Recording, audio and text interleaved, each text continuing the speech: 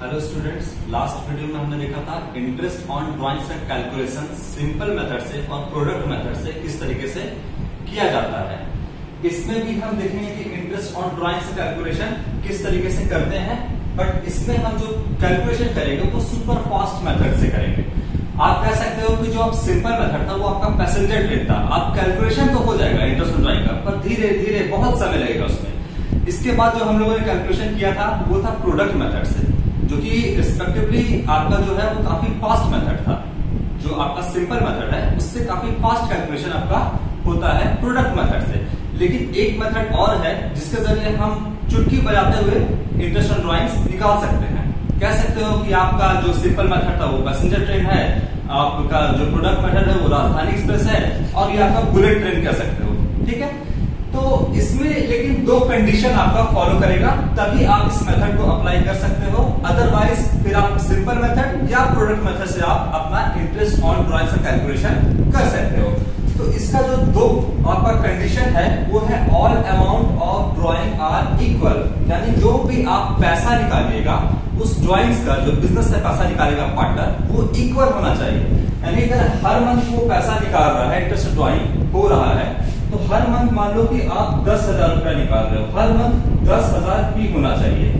ठीक है, अगर आप 1,000 निकाल रहे हो तो 1,000, 10,000 निकाल रहे हो तो 10,000 हर मंथ आपका होना चाहिए। पहला कंडीशन आपका है अमाउंट इक्वल होना चाहिए। ऐसा नहीं है कि यहाँ पर 10,000 है, फिर 5,000, फिर 8,000, फिर 7,000, ये नहीं होना चाहिए। ठीक है, इक्वल अमाउंट होना चाहिए। दूसरा जो है आपका वो है time gap between drawings. Time gap भी आपका क्या होना चाहिए? इक्वल होना चाहिए। जैसे कि आपने जनवरी में निकाला, फिर फरवरी में निकाला, फिर मार्च में निकाला, एक मंथ का टाइम गैप है, इन दोनों के बीच एक एक मंथ का टाइम गैप होना चाहिए। अगर टाइम गैप मान लो कि यहाँ पर आपने 10,000 निकालते जा रहे हो, लेकिन अगर इस मंथ को छोड़ करके आप यहाँ पर निकालोगे, फिर 2 मंथ को आप छोड़ दोगे, फिर यहाँ निकालोगे, तो ऐसा नहीं होना चाहिए। टाइम हमेशा इक्वल होना चाहिए। एक एक मंथ का है तो एक एक मंथ, एक वीक का है तो एक वीक का, अगर आप कहोगे क्वार्टरली है तो क्वार्टरली, अगर ईयरली है तो ईयरली, यानी टाइम गैप जो है हमेशा वो इक्वल होना चाहिए। ठीक है, सबसे पहले इसमें 2 कंडीशन फॉलो करना है। देखिए, अब है A B C are partners in a firm.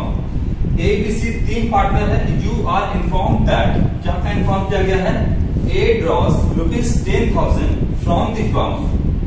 A ने 10,000 रुपए का पैसा निकाला है फर्म से इन द बिगनिंग ऑफ, यानी कि beginning of every month. Her month के शुरुआत में 10,000 रुपए का ड्राइंग्स किया है। किसने? तो A ने।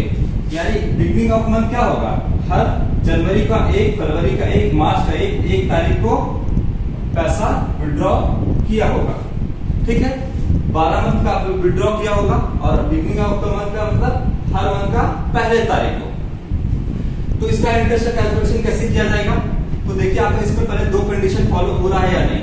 तो पहला कंडीशन है आपका कि सेम अमाउंट होना चाहिए, यहाँ सेम अमाउंट दिख रहा है, और टाइम गैप जो है वो भी इक्वल होना चाहिए। तो देखिए, टाइम गैप भी आपका एक एक मंथ का गैप है, ये भी इक्वल। तो दोनों कंडीशन आपका फॉलो हो रहा है, तो इस मेथड को हम अप्लाई कर सकते हैं। अगर दोनों कंडीशन या एक कंडीशन फॉलो ना हो तो हम प्रोडक्ट मेथड से या सिंपल मेथड से हम निकाल सकते हैं। फिलहाल हमारा फॉलो हो रहा है। तो सबसे पहले हम देखते हैं इंटरेस्ट का कैलकुलेशन कैसे होगा। इंटरेस्ट इज इक्वल टू, सबसे पहले हम लिखेंगे अमाउंट, 10,000 निकाल रहा है पैसा ए ने।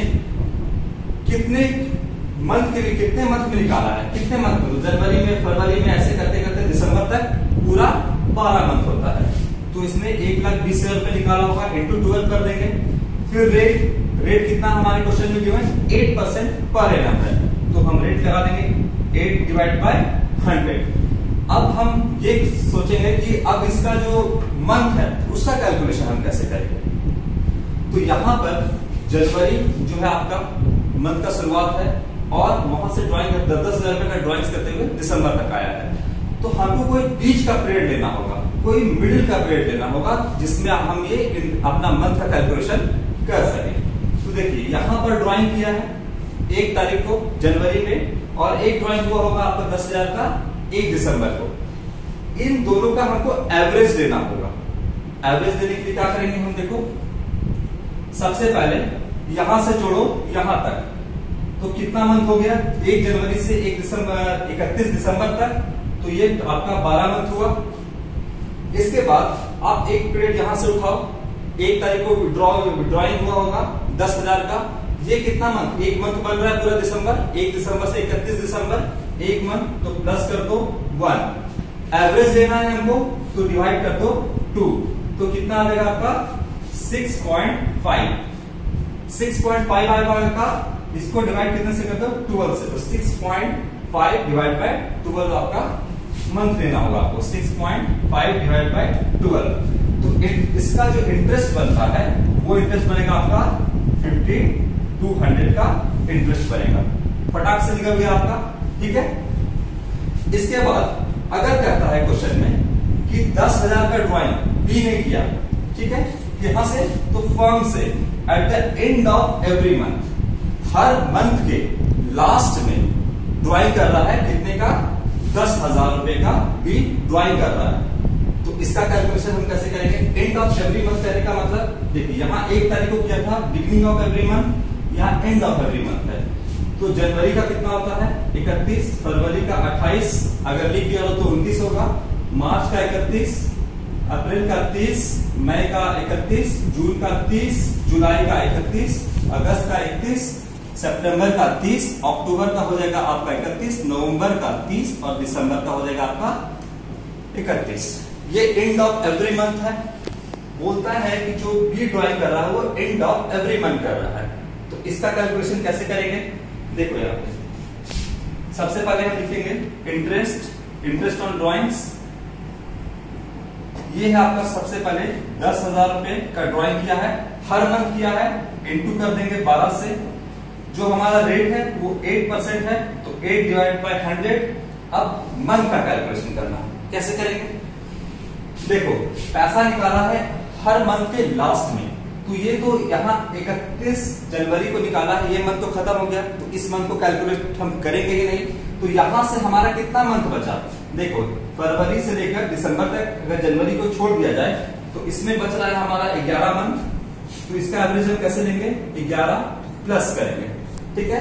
दिसंबर में ड्रॉ किया हुआ, कितने दिसंबर को किया होगा, 31 दिसंबर को ड्रॉइंग हुआ होगा, ठीक है।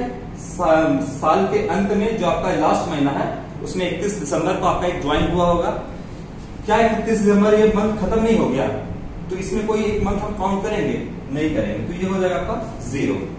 2 फिगर भी है तो हमको 2 से डिवाइड करना होगा एवरेज निकालने के लिए, 2 से डिवाइड करेंगे तो ये आ जाएगा आपका 5.5, ये मंथ हो गया, डिवाइड कर देंगे इसको 12 से, तो इस इतना मंथ हम आपको लेंगे अगर हम करते हैं at the end of every month, ठीक है बच्चों, डिवाइड बाय 12। तो इसका जो इंटरेस्ट आ जाएगा वो आ जाएगा आपका 4400, चुटकी में निकल गया आपका। यही आप चाहो तो प्रोडक्ट मेथड से भी आप इसको सॉल्व कर सकते हो, उसमें ज्यादा टाइम लगेगा, और ये आपका सुपर फास्ट मेथड से लगाओगे, इस मेथड से लगाओगे तो आपका फटाफट हो जाएगा। सिर्फ ध्यान रखना आपको इन 2 कंडीशन का।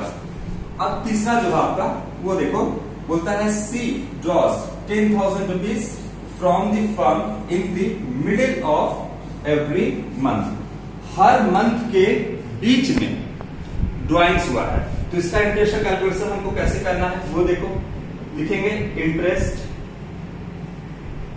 इज इक्वल टू 10,000 रुपए हर मंथ निकाल रहा है, 10,000 लिखते हैं, हर मंथ का बात है तो इंटू करेंगे 12 से, यहां तक तो सब सिंपल है, इंटू करेंगे 8 डिवाइडेड बाय 100 जो हमारा रेट है। अब हमको सिर्फ मंथ का कैलकुलेशन करना है। यहां पर कह रहा है देखो कि हर जो मंथ है उसके मिडिल में कर रहा है, बीच में कर रहा है, तो हम मंथ का कैलकुलेशन कैसे करेंगे, देखो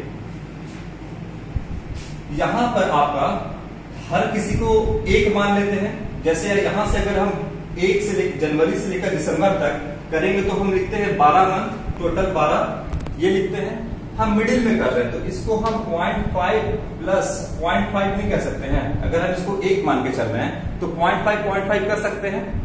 इसमें से हम कब निकाल रहे हैं, मिडिल ऑफ एवरी मंथ। तो मिडिल में अगर हम 0.5 को छोड़ दे, 15 दिन को अगर छोड़ दे, तो बाकी आपका 15 से 16 दिन जो बचता है उसको हम 0.5 कह सकते हैं। ठीक है, इसके बाद मंथ काउंट करो, कितना मंथ हो जाएगा, तो फरवरी से लेकर दिसंबर तक टोटल 11 मंथ हो जाएगा। ठीक है, और 0.5 इसका मिडिल ऑफ एवरी मंथ है ना, तो 0.5 इसका और बाकी 11 मंथ यहां, तो हम इसको लिख सकते हैं 11.5 लिख सकते हैं, प्लस करेंगे। अच्छा, दिसंबर के भी लास्ट में आपका मिडिल में निकाला होगा, तो इसको भी हम क्या लिख सकते हैं, 0.5 प्लस 0.5 मिडिल में निकाला है, तो सिर्फ हम 0.5 लेंगे। ठीक है, रिमेनिंग कितना है, 0.5 लेंगे, तो 0.5 लिखते हैं और डिवाइड कितने से कर देंगे, 2 से, तो हो जाएगा आपका 6 मंथ, और 6 मंथ छोड़ेंगे नहीं, 6/12 लिखेंगे। तो यहां पर हम क्या लिखेंगे, 6/12, तो ये आपका हो जाएगा 4800 रुपीज। फटाफट से निकल गया। इसके बाद